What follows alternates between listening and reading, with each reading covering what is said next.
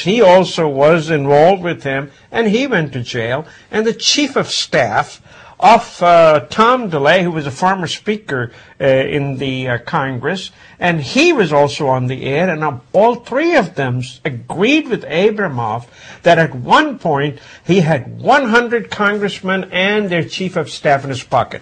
He bought them. He totally had them. And this is the most ridiculous. That's why when you say Occupy Wall Street, they may not be very articulate in telling you exactly what is bothering them, but this is one of the major things. The politicians and the businessmen. You know, everybody loves Steve Jobs. Everybody loves Bill Gates. Everybody loves Warren Buffett. Why? Because these guys work hard to make their money. And people appreciate that.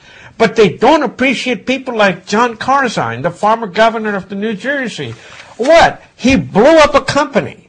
He had $1 billion total equity, and here he is buying $6 billion worth of sovereign debt of Greece. So he takes a risk, blows up, and what happens?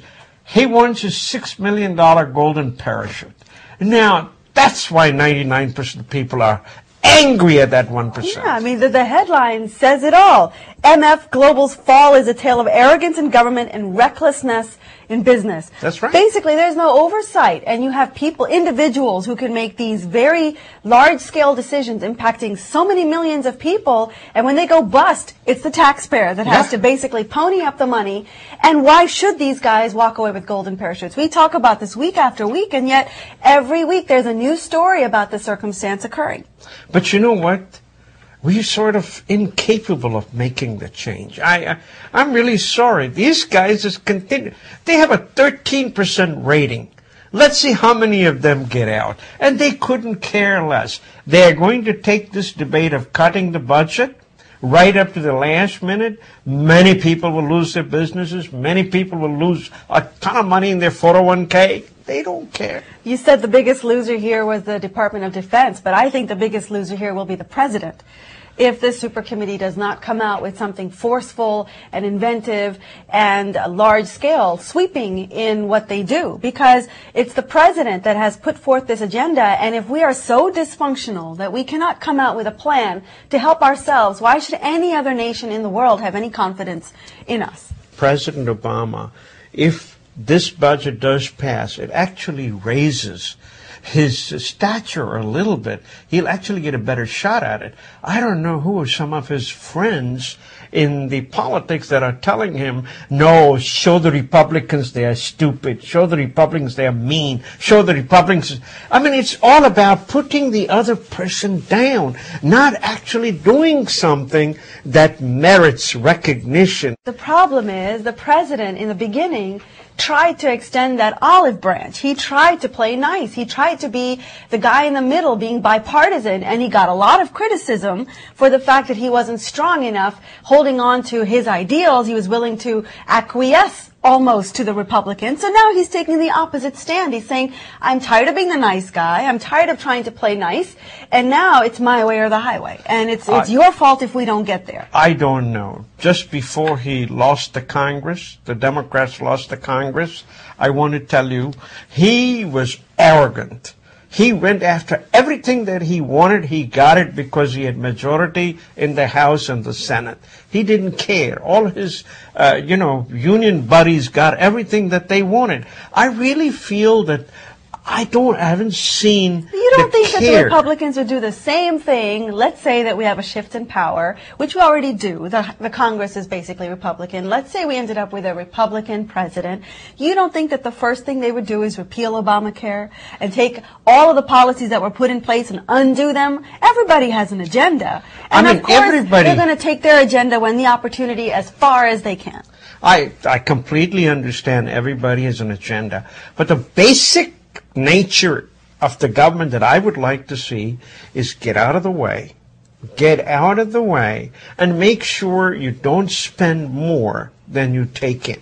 And then the rest of us will take care of it. And don't make this, we are a global United States. We are a global United States, so that's why we need to make sure we do business decimated our industries, made China, the manufacturing hub of the world. I mean, these are some of the policy defects, I really think. I don't see that as a crown. They weren't President Obama's alone. Those are policies that have been there for the greater part of 2 decades. This favored nation status that we have given China and all of the aid that we've given to these other countries, they weren't just enacted by one president. They have been around for many presidents. I would agree that we have a complete lack of any real thought leadership in this arena. And if you watch the Republican debates, it's not coming from there either. Even though you've got several people there claiming to be businessmen who understand the marketplace, you've got Mitt Romney, Herman Cain, people who are certified businessmen, successful businessmen, but not even they have come out with any kind of a program that is compelling or convincing to the American public that this is the leader of the future. They're struggling with this just like we all are. Wait a second. Huntsman came out with what he wanted to do. So did Mitt Romney. Well, there's no one out there criticizing that, so that's why you don't hear it. Well, John Huntsman... But otherwise, both of them have come out of the product. And have you noticed how Newt Gingrich has come up? I mean, yeah, his personal life sucks, but he's the greatest thinker in the United States at this point. I think Newt Gingrich is riding a wave right now because he happens to be a good debater. Now, if you want to talk about he's a person with great thoughts. I think if you look at the pack of the Republicans that are there, you have a lot of people entering politics for the first time who are not political insiders. But part of their attraction to the American public is that they are outsiders. They are not part of the establishment, part of the inner circle of Washington. Well, Newt Gingrich, of course he can speak to these topics. Of course he comes across well. He is smart. There's no doubt about that. But he did a great thing, the contract with America. That's how Bill Clinton has become a better president. It was Newt Gingrich's ideas that Bill Clinton adopted. I don't know if I agree with that. I think if you go back over Newt Gingrich's history, you'll find a lot of skeletons in that closet, too. Oh, sure there are. But he is a political insider, which I find very interesting. You know, in this debate process that we've all seen, we've seen them all rise and fall. We saw Michelle Bachmann rise and fall. We saw Rick Perry rise and fall. And actually this week, Herman Cain has risen and fallen a little, not because of the scandals, ironically enough, but because he, just like Perry, had a moment where he didn't have a solid answer for foreign policy, and of course that made him look non-presidential, and so here we go again.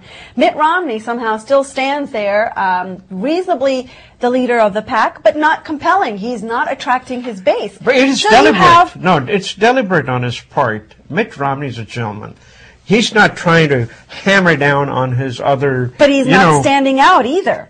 Yeah, he's standing out, but he's staying back. He says, time will come, all of them will go away, and then I will be forceful and upfront, because then he will be looking at President Obama. But he's not emerging to me as a leader in this process. Each time these candidates rise and fall, Mitt Romney has a chance to grab some of that market share, if you will, grab some of that public opinion.